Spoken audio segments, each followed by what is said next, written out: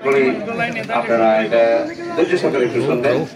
এই পর্যায়ে আমরা উপজেলা এবং সরস্বতী ডিগ্রি কলেজের সাবেক সভাপতি, ছাত্র দলের সভাপতি মামুনকে কিছু সঙ্গে আবেদন কিছু মানে 1-2 মিনিট কথা বলা। অত্যন্ত সহজ একজন মানুষ ছিলেন, হাসি উজ্জ্বল একজন মানুষ ছিলেন।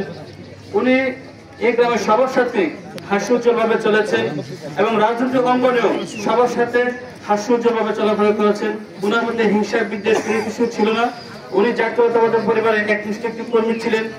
তাই আজকে উনার মৃত্যুতে আমরা অত্যন্ত শোকাহত এবং মর্মাহত পেয়ে থাকেন। আমি তার ছোট ভাই হিসেবে এবং ওনার সহকর্মী হিসেবে আমি হাত জোড় করে আপনাদের কাছে ক্ষমা চাই। আল্লাহর রাস্তায় আপনারা সবাই তাকে ক্ষমা করে দেবেন এবং আমি আপনাদের কাছে দোয়া চাই, আপনারা ওনার জন্য নামাজ পড়ে দোয়া করবেন যেন আল্লাহ ওনাকে জান্নাতের সবচেয়ে উঁচু স্থান দান করেন এবং ওনার সুখ সফল পরিবারের জন্য এই সুখ সইতে পারেন।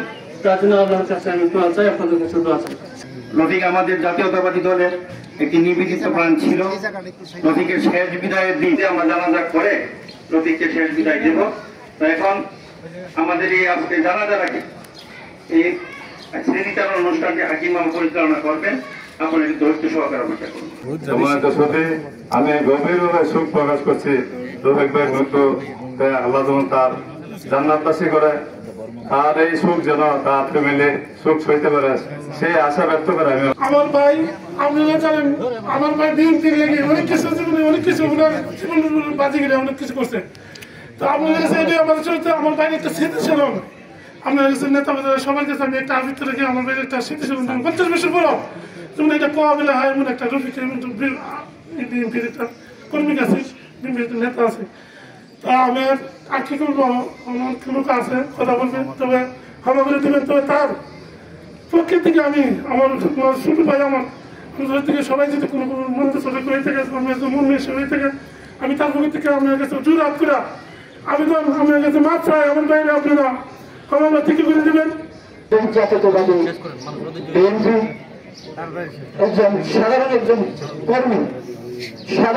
কর্মী হল বিগত 15 বছর আমাদের এই স্বৈরাচার সরকারের বিরুদ্ধে এই দেশকে ও তাদের কাছ থেকে মুক্ত করার লক্ষ্যে সে যেভাবে জীবন বাজি নিয়ে লেখালেখি করছে, আমরা সবাই বাংলাদেশের সকল মানুষদের কাছে ঋণী হই।